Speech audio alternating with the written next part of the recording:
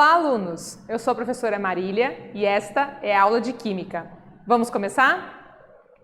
Então, os objetivos dessa aula: iniciar os estudos sobre cálculos estequiométricos, entender a relação estequiométrica entre mol, massa molar e constante de Avogadro e praticar o conhecimento com questionamentos e atividades. E falando nos questionamentos, você lembra quais são as leis ponderais? E qual a relação entre a estequiometria e a receita de sua comida favorita?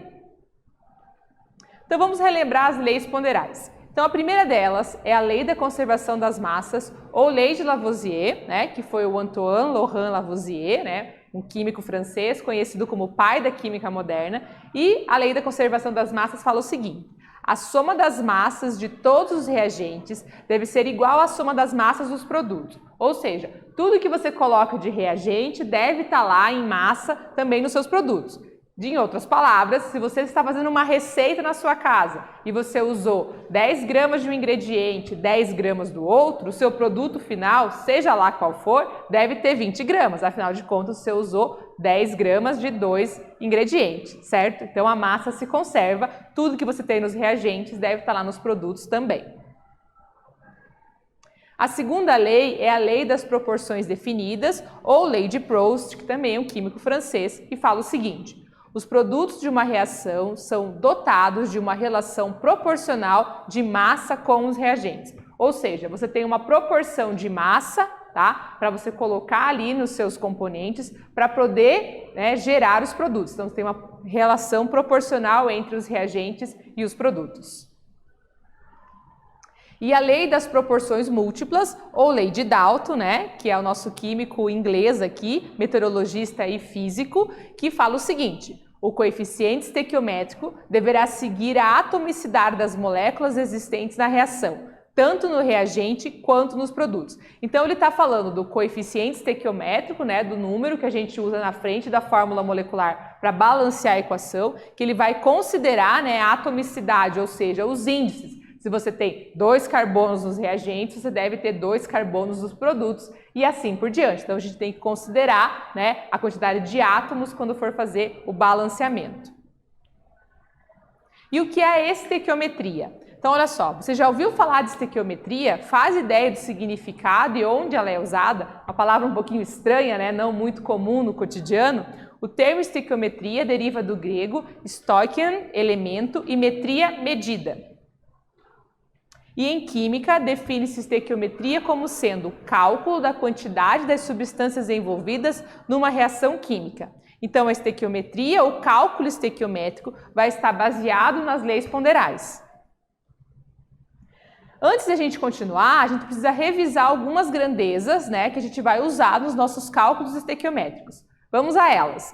Então, a primeira é o mol. Trata-se de um termo originado do latim mole, que tem como significado porção, monte, amontoado ou quantidade, e é utilizado para calcular a quantidade de matéria. Então o mol vai dizer qual é a quantidade de matéria que eu tenho de determinado átomo ou de determinada substância. A constante de Avogadro ou número de Avogadro, que o símbolo é Na. Então, em 1811, o químico italiano Lorenzo Romano Amedeo Carlo Avogadro definiu a hipótese de Avogadro. A constante de Avogadro, ou número de Avogadro, é igual a 6,023 vezes 10 na 23 entidades ou unidades, que podem ser átomos, elétrons, moléculas, íons e outros, existentes em 1 mol de uma substância. Então, o que ele quer dizer com isso? Que independente se você ter 1 mol de água, ou 1 mol de hidrogênio, 1 mol de ferro, 1 mol de ácido sulfúrico, esse 1 mol, independente de qual seja a substância, ele vai ter 6,023 vezes 10 na 23 entidades, ou seja, se eu estou falando de uma substância, eu vou estar falando ali de moléculas, se eu estiver falando de íons, eu vou estar falando da quantidade de íons e assim por diante. Então, o valor é sempre o mesmo, vai mudar qual é a unidade que está falando, se é átomos, elétrons, moléculas e etc. Então, o valor é sempre igual. E a massa molar, que a gente usa o M maiúsculo como símbolo, fala o seguinte, é a massa expressa em gramas contida em 1 mol de uma substância, átomo, molécula, íon, elétron, e a quantidade utilizada para a massa molar é o grama por mol ou grama vezes mol na menos 1. Então a gente vai usar essa unidade para a nossa massa molar. E a partir dos conceitos que a gente viu, é possível estabelecer uma relação bem importante da estequiometria, que é essa aqui, ó. 1 mol, né, é igual a massa molar, que é igual a 6,02, a gente está utilizando a notação científica aqui, por isso só 2 casas depois da vírgula, vezes 10 a 23 entidades elementares. Então, a gente tem uma relação de proporção. E aí, a massa molar, né, ela vai ser um pouquinho diferente aí para cada um dos componentes, né? 1 grama por mol, por exemplo, lá para o hidrogênio, 2 gramas por mol para o hélio e assim, né, a gente vai ter as nossas diferenças de massa molar, mas as entidades aí elementares de 1 mol são sempre as mesmas. Lembre-se que uma equação química é composta sempre de reagente, seta, produtos. Reagente formando produtos. E aí uma forma, né, engraçada de exemplificar é a equação do sanduíche. Ó. Então a gente tem 2 fatias de pão e 1 fatia de queijo lá nos nossos reagentes, os nossos ingredientes. E depois a gente vai ter o sanduíche formado. 2 fatias de pão e 1 fatia de queijo. Nada se perdeu, tudo se transformou. O que era ingrediente separado virou uma receita única. E qual que é o passo a passo do cálculo estequiométrico? Então, se você segue essa ordem aqui, não vai ter problema para resolver os exercícios depois. Olha só, a partir do enunciado de um problema químico ou equação química, a gente vai ter essa sequência aqui, ó. Então, primeiro a gente vai verificar o balanceamento. Sempre verifique o balanceamento, certo? Vai lá, dá uma olhadinha se a equação está balanceada. Mesmo que o exercício fale, né? Conforme a equação balanceada, não custa dar mais uma verificada se o balanceamento está certinho. Depois a gente vai escrever a proporção, né, de cada um dos reagentes e produtos. Deixar um espaço ali X, né, a informação da pergunta, ou seja, o que ele está perguntando? É quantas gramas do produto A, quantas gramas do reagente B? Então a gente tem que deixar especificado aí o que o exercício quer como resposta final. Preencher os espaços com as unidades correspondentes. Lembrando que se eu estou trabalhando aqui, no final eu vou ter a nossa regra de 3, se é grama embaixo de grama, porcentagem, porcentagem. Então a gente deve deixar todo mundo aí nas unidades corretas. E aí a gente vai resolver a regrinha de 3 lá conforme a gente aprendeu na matemática. E aí a gente pode conectar nossas grandezas, né, dos nossos problemas, utilizando essa relação mestra da estequiometria, que a gente viu já nos slides anteriores, né? A igualdade entre mol, massa molar e o número de Avogadro, que são as entidades elementares ou unidades. E a melhor maneira de entender como aplicar essa relação, né, é fazer alguns exercícios, e aí a gente vai para um exemplo resolvido. Então vamos fazer isso aqui juntos. Olha só, o enunciado fala assim, ó. Um químico possui uma amostra de cobre e a massa em gramas dessa amostra, sabendo que é constituída por 3 mols, e ele tem um dado que a massa atômica do cobre é 63 U, tá? Então, vamos para a resolução. O enunciado orienta a calcular a quantidade em massa de uma amostra de 3 mols de cobre, e aqui ele está representando o elemento, né, com seu número atômico e a sua massa, e a relação que a gente vai usar é a seguinte. Então, a pergunta do exercício é, ele quer saber, né, qual é a quantidade em massa, ou seja, quantas gramas tem em 3 mols de cobre. E aí a gente vai usar a nossa relação, né? 1 mol é igual a massa molar. E aí, observe que trata de uma amostra de cobre, não há uma equação para balancear. Então, nesse momento, não temos equação, vamos pular essa etapa. Portanto, a gente vai direto, né, para a parte das proporções. E aí a gente vai ter o seguinte, né? A nossa regra de 3. Se 1 mol de cobre tem 63 gramas, e esse valor eu tirei lá dos dados do enunciado, do finalzinho, né, do enunciado, 3 mols de cobre, quantas gramas serão? X. Multiplicação cruzada, conforme as aulas de matemática, então 1 vezes x é igual a 3 vezes 63. E o resultado é x igual a 189 gramas de cobre. E o que significa encontrar esse x? Para esse exercício, encontrar o x é o seguinte, ó. Significa que 3 mols de uma amostra de cobre possui uma massa equivalente a 189 gramas. E agora, depois do exercício resolvido, é a vez de você tentar fazer sozinho. Então, o enunciado da atividade 1 é o seguinte. Submetida a um tratamento médico, uma pessoa ingeriu um comprimido contendo 4,5 vezes 10 na menos 4 gramas de ácido acetilsalicílico de fórmula molecular C9H8O4. Considerando a massa molar de C9H8O4 equivalente a 180 gramas por mol, determine o número de moléculas ingeridas e o dado traz aqui a constante de Avogadro, 6,02 vezes 10 na 23 moléculas. Agora é com vocês.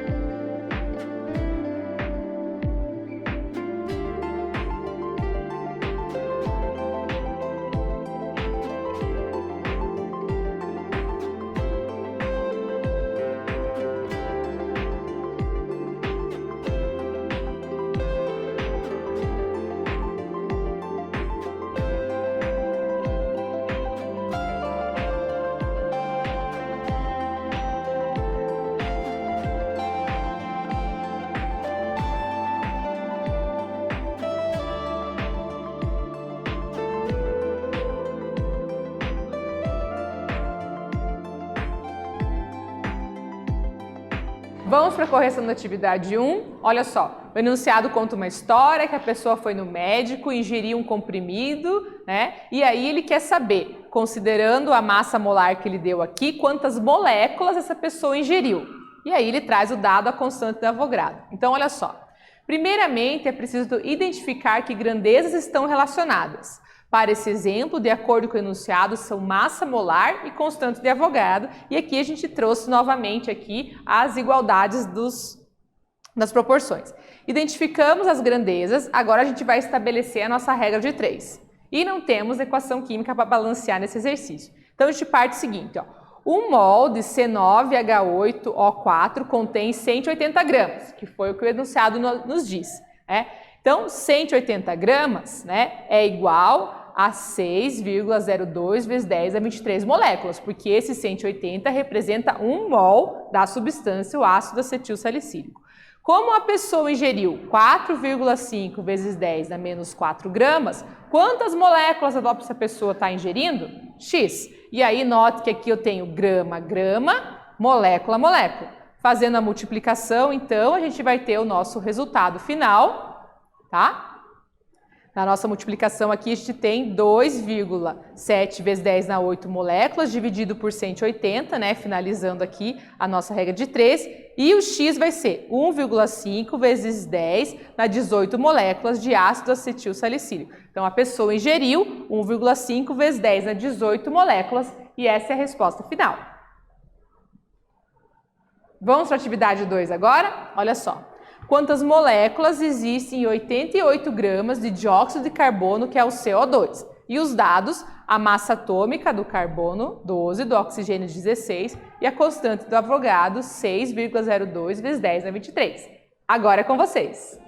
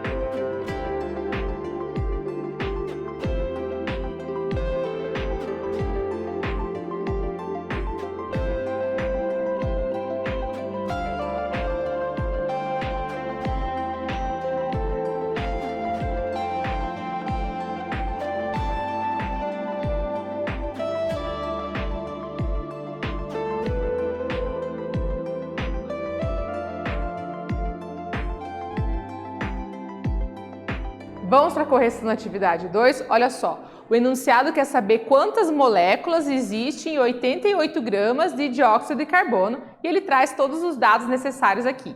Então vai ficar o seguinte, ó.